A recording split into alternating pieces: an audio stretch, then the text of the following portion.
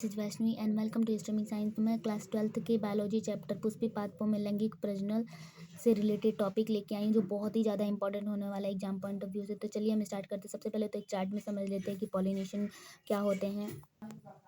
Pollination कितने types के होते हैं? तो पॉलिनेशन यानी परागण दो टाइप्स के होते हैं। एक तो सेल्फ पॉलिनेशन होता है, एक तो क्रॉस पॉलिनेशन होता है। सेल्फ पॉलिनेशन के एग्जांपल हो जाए कनकौवा, पीली कटेली और खट्टी बूटी हो जाएगा। क्रॉस पॉलिनेशन बहुत तरीके से होता है, जैसे कि वायु परागण, जंतु परागण, जल परागण और कृत्रिम परागण। इन सब के एग्जांपल हैं वायु परागण के, जैसे मक्का, रूमेक्स, शीड़।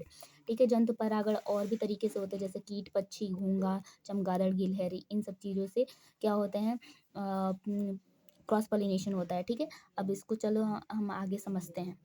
यहाँ पे देखेंगे परागण यानी पॉलिनेशन किसे कहते हैं।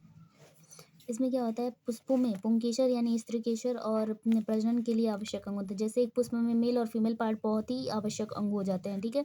पुंकेसर में पराग कणों का निर्माण होता है। ठीक है। और जो नर युग्मक बनाता है अथवा शुक्राणु बनाता है, उत्पन्न करता है। और स्त्रीकेसर में का निर्माण होता है, जिसमें मादा युग्मक बनती है यानी एग्स बनते हैं। और प्रजनन की क्रिया संपन्न होने के लिए क्या होता है, नर और मादा युग्मकों का संलयन होता है। उसके बाद फर्टिलाइजेशन होता है, जाइगोट बनता है। ठीक है। जैसे वेरी शॉर्ट में हम लिख सकते हैं कि पराग कणों के पराग कोश यानी एंथर से वर्तिकाग्र तक पहुंचने की क्रिया को हम क्या कहते हैं, परागण यानी पॉलिनेशन कहते हैं। ये भी दो प्रकार के होते हैं, सेल्फ पॉलिनेशन और क्रॉस पॉलिनेशन। अब स्वपरागण यानी ऑटोगैमी किसे कहेंगे। स्वपरागण में एक पुष्प परागण उसी पुष्प अथवा उसी पुष्प के दूसरे पौध पुष्प पे के वर्तिकाग्र पर पहुंच जाता है, तो उसे हम स्वपरागण कहते हैं। दो तरीके से होते हैं इसमें दो तरीके से हो सकते हैं। एक अवस्था में जिसमें एक लिंगी बाइसेक्सुअल फ्लावर होते हैं, उसमें परागकण उसी पुष्प के वर्तिकाग्र पर पहुंचते हैं। दूसरा अवस्था हो गया जिसमें एक पौधे के पुष्प, चाहे वो एक लिंगी नर पुष्प हो या द्विलिंगी पुष्प हो, ठीक है, परागकण के उसी पौधे के दूसरे पुष्प यानी मादा युग्मक पुष्प, मादा पुष्प जो होगा, या तो दूसरा द्विलिंगी पुष्प जिसमें मादा होंगी, उसके वर्तिकाग्र पर पहुंच के और पॉलिनेशन होता है, उसे हम सेल्फ पॉलिनेशन कहते हैं। जैसे एक फिगर के माध्यम से हम समझ सकते हैं कि देखिए, जैसे एक पुष्प है, इसमें मेल और फीमेल दोनों होंगे, तो इसका परागकण क्या होगा, वर्तिकाग्र पर पहुंच जाएगा और पॉलिनेशन हो जाएगा। इसको भी सेल्फ पॉलिनेशन कहेंगे। ठीक है। और नेक्स्ट है जो एक ही पुष्प के जो पौधे हैं, उसी पुष्प के दूसरे पौधे पे आके वर्तिकाग्र पर पहुंचेगा, तो उसको भी हम क्या कहेंगे, सेल्फ पॉलिनेशन कहेंगे।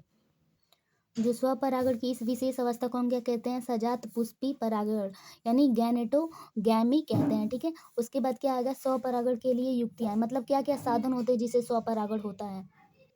जैसे कि एक बाइसेक्सुअलिटी, हर्माफ्रोडिटिज्म यानी द्विलिंगता है। ठीक है। बाइसेक्सुअल फ्लावर है, दोनों में जनांग क्या होते हैं, एक ही पुष्प में विद्यमान होते हैं, उसे हम स्वपरागण सेल्फ पॉलिनेशन के उसमें क्या होते हैं, अधिक हो जाते हैं, उसमें अवसर अधिक हो जाते हैं। जैसे एक पुष्प है, उसमें मेल और फीमेल है, तो उसमें सेल्फ पॉलिनेशन बहुत अधिक चांसेस होते हैं।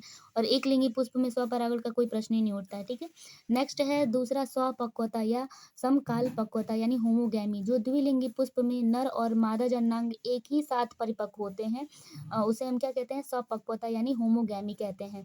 ठीक है। इसमें परागकणों के परागकोश से वायु या कीटों द्वारा वर्तिकाग्र पर स्टिग्मा पर पहुंचने से होता है। जैसे कि गुलबास का पौधा हो गया, ठीक है, पीली कटेली हो गया, और भी बहुत सारे इसमें हो सकते हैं।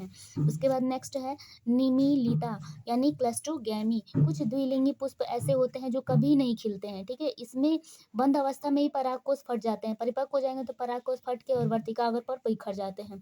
जैसे इसमें पौधा हो जाएगा, कनकौवा का पौधा हो जाएगा, गुलमेहदी पुष्प हो जाएगा, ठीक है, मूंगफली हो जाएगी। ऐसे बहुत सारे पौधे हो सकते हैं। अगर आपको ये वीडियो अच्छा लगता है तो इसे लाइक करें, सब्सक्राइब करें और चैनल को ज़्यादा से ज़्यादा शेयर करें। और इससे रिलेटेड कोई भी आपको वीडियो चाहिए तो या तो कमेंट बॉक्स में कमेंट करें, मैं उस पर वीडियो बना के दे दूंगी। नहीं तो अपने प्लेलिस्ट में जाके आप इससे रिलेटेड जो भी वीडियो डाली हूँ उसे देख लीजिएगा। Thank you for watching this video.